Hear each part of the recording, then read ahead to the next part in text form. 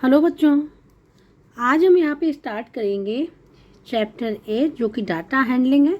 उसकी एक्सरसाइज 8.3 हम यहाँ पे स्टार्ट करेंगे। 8.3 जो एक्सरसाइज है वो डिपेंड है किस पे, पाई चार्ट पे। ठीक है, इसको पाई चार्ट कहें या सर्किल ग्राफ कहें, बोथ आर सेम। ठीक है, तो इसको दोनों में से कुछ भी कह सकते हैं, पाई चार्ट और सर्किल ग्राफ। तो सबसे पहले ये समझेंगे पाई चार्ट होता क्या है, उसके बाद ही हम लोग क्वेश्चंस को सॉल्व कर पाएंगे। ठीक है, तो अब हम आप लोग ये बताएंगे कि सबसे पाई चार्ट होता क्या है। यहाँ पे एक सर्किल बनाया हुआ है, ठीक है, जो आप लोगों को दिख रहा होगा। ठीक है, और एक जो ये पार्ट, जो सर्किल में ही एक पार्ट है, इस पर कलर किया गया है, उसको कहते हैं हम लोग सेक्टर। क्या कहते हैं? सेक्टर बोलते हैं। सेक्टर बोले चाहे क्या बोले, सेंटर ऑफ एंगल। ठीक है, सेक्टर बोले। ये जो एंगल होता है, इससे जो एंगल फॉर्म बनता है, ठीक है, ये जो एंगल होता है उसको बोलते हैं, क्या बोलेंगे? Central angle. ठीक है, या फिर बोलेंगे एंगल ऑफ सेक्टर। दोनों में से कुछ भी हो सकता है क्वेश्चन में, चाहे कह दिया जाए एंगल ऑफ सेक्टर गिवन है या फिर सेंट्रल एंगल गिवन है। ठीक है, ये वाला पार्ट, ये क्या है? पूरा हमारा सर्किल है पूरा। ठीक है, अब यहाँ पे देखो, total angle of a circle. Total angle क्या होता है फिर सर्किल का? 360 डिग्री होता है। कितना होता है? 360 डिग्री। इसको अगर ऐसे ऐसे करके कर दिया जाए तो जो ये एंगल बनेगा वो कितना बनेगा? 360 डिग्री। इसीलिए हमने यहाँ पे लिखा हुआ है, क्या होता है? 360 डिग्री।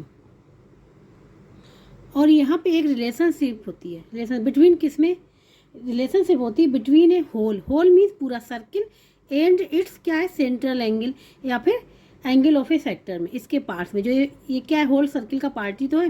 ये रिलेशनशिप होती है between the whole circle and its parts के बीच में। ठीक है, ये है, ये फार्मूला यहाँ पे यूज होगा। ठीक है, angle of a sector, angle of a sector is equal to value of item divide by sum of values of all the item, और ऊपर मल्टीप्लाई है यहाँ पे 360 डिग्री। कहने का मतलब वैल्यू ऑफ आइटम मीन्स ये वाला पार्ट। ठीक है, जो सेक्टर है ये वाला part, sum of values of all the item. अभी और भी सेक्टर बनेंगे, जब क्वेश्चन करेंगे तो और भी सेक्टर बनेंगे, तो क्या करेंगे? उन सब सेक्टर का सम करना। क्या करना?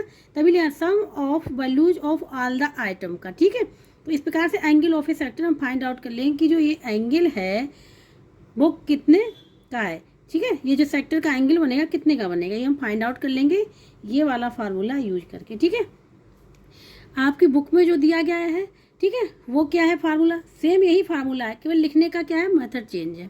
ठीक है, एंगल ऑफ ए सेक्टर को बुक में लिखा है central angle, central angle is equal to, ठीक है, frequency divide by, frequency divide by total frequency.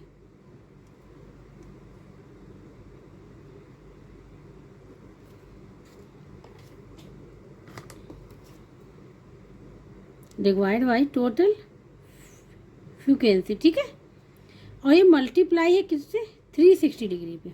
Same formula है, क्या है? फ्रीक्वेंसी मतलब value of item, frequency means value of item की, उस आइटम की क्या वैल्यू है, कितनी फ्रीक्वेंसी है। ठीक है, और टोटल फ्रीक्वेंसी मीन्स क्या हुआ?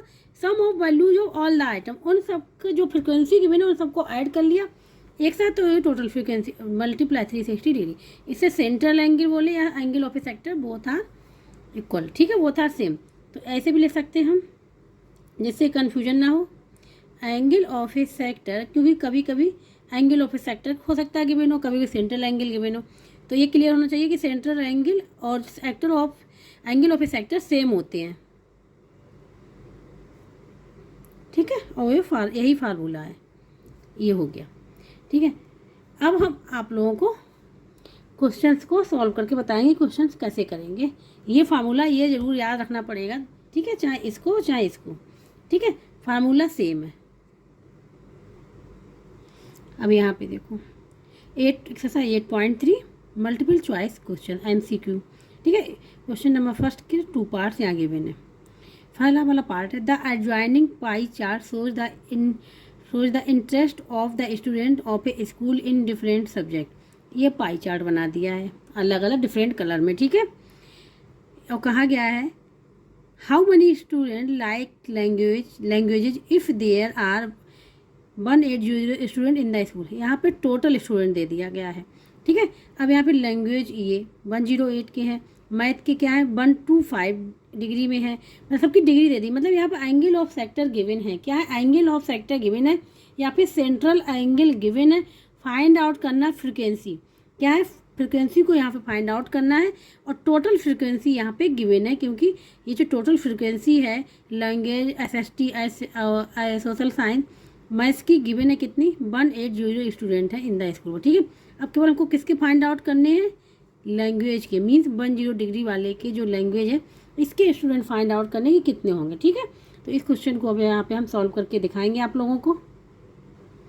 अब इसमें देखो हम यहाँ बता दें, ये जो है ये क्या है सेक्टर है, क्या है सेक्टर, और जो एंगल बन रहा है ये बन रहा है ये एंगल जो है वो है सेंट्रल एंगल, ठीक है। ये क्या है वो सेंट्रल एंगल है, ठीक है।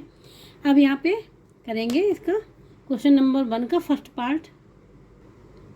यहाँ पे लिख लिया हमने, टोटल नंबर ऑफ स्टूडेंट कितने हैं 1800, ठीक है। गिवन है क्वेश्चन में, student in language find out करना है। तो अब हम इसमें फार्मूला यूज करेंगे, ठीक है, एंगल ऑफ ए सेक्टर या सेंट्रल एंगल। तो हम यहाँ पे लिखेंगे central angle equal to frequency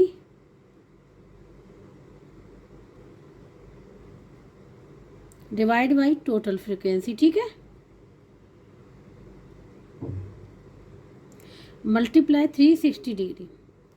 अब फ्रीक्वेंसी क्या है फाइंड आउट करनी है, मतलब हमको क्या स्टूडेंट इन लैंग्वेज ये फाइंड आउट करना है, या फिर वैल्यू ऑफ आइटम, ठीक है। टोटल फ्रीक्वेंसी गिवन है 180 और 360 डिग्री का यहाँ पर मल्टीप्लाई, तो सेंट्रल ऑफ एंगल, ठीक है, ये गिवन है हमको, और फ्रीक्वेंसी फाइंड आउट करनी है। सेंट्रल ऑफ एंगल इसका गिवन है 108, जो स्टूडेंट इन लैंग्वेज की जो सेंट्रल एंगल है वो गिवन है, ठीक है। तो वो है 108 इज इक्वल टू, यहाँ मुझे फ्रीक्वेंसी फाइंड आउट करनी, इसको एज इट इज लिख लेंगे, ठीक है, डिवाइड टोटल फ्रीक्वेंसी 1800 मल्टीप्लाई 360, ठीक है, ये हो गया। अब यहाँ पे देखो इससे कैंसिल हो जाएगा, ये हो जाएगा 18 से 18 10 जा, ये हो जाएगा 2, ये 2 से कैंसिल है 5। तो अब क्रॉस मल्टीप्लिकेशन कर लेंगे, ठीक है, क्रॉस मल्टीप्लिकेशन कर ले तो ये हो जाएगा फ्रीक्वेंसी इक्वल टू 108 मल्टीप्लाई 5, ये हो जाएगा, ठीक है। ये 5 लिखा हुआ मल्टीप्लाई कर दे, 5 8 जा 40 और 5 1 जा 5, ये आ जाएगा, ठीक है।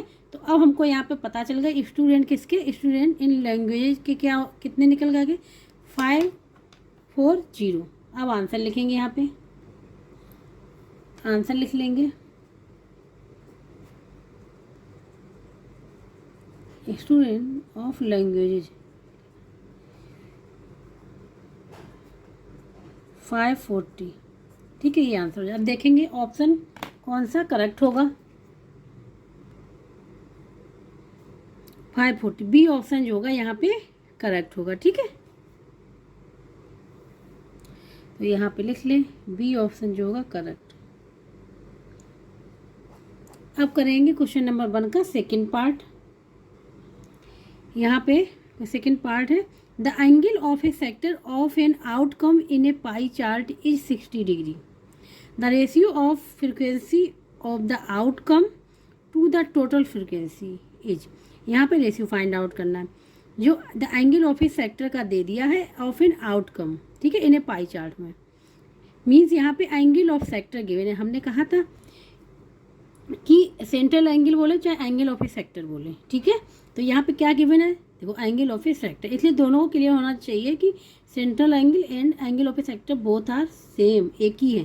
तो एंगल ऑफ ए सेक्टर कितना दे 60 डिग्री गिवन है, रेशियो फाइंड आउट करना है of frequency of the outcome, ठीक है, टू द टोटल, और टोटल फ्रिक्वेंसी कितनी होती है 360 डिग्री होती है, क्योंकि पाई चार्ट की जो टोटल फ्रिक्वेंसी होगी इस सबको ऐड करेंगे, सपोज ये पाई चार्ट है, इसको ऐड करेंगे तो कितना होता है 360 डिग्री होता है, और हमको एंगल ऑफ ए सेक्टर ये क्या है गिवन है, ठीक है, ये 60 डिग्री।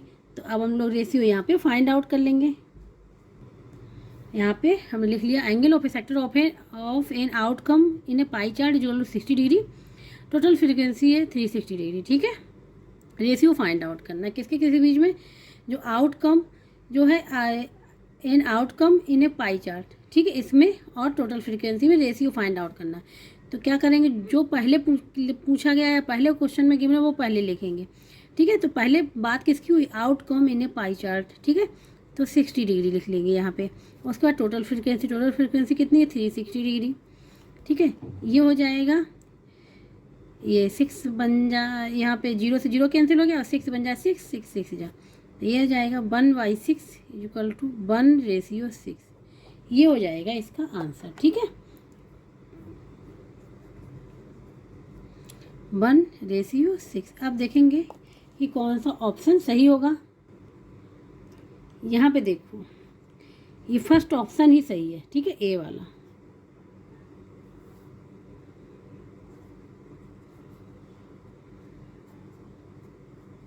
Is correct. ठीक है, तो इस प्रकार से 8.3 का जो MCQ वाला क्वेश्चन नंबर 1 था पूरा कंप्लीट हो गया है यहाँ पे। ठीक है, जिसको कहीं भी डाउट हो, समझ में ना आ रहा, वो कमेंट बॉक्स में करके पूछ सकता है। ठीक है, उसको हम वहाँ पे बता देंगे। और जिसको वीडियो अच्छा लगा वो please like share and subscribe जरूर कर दीजिएगा।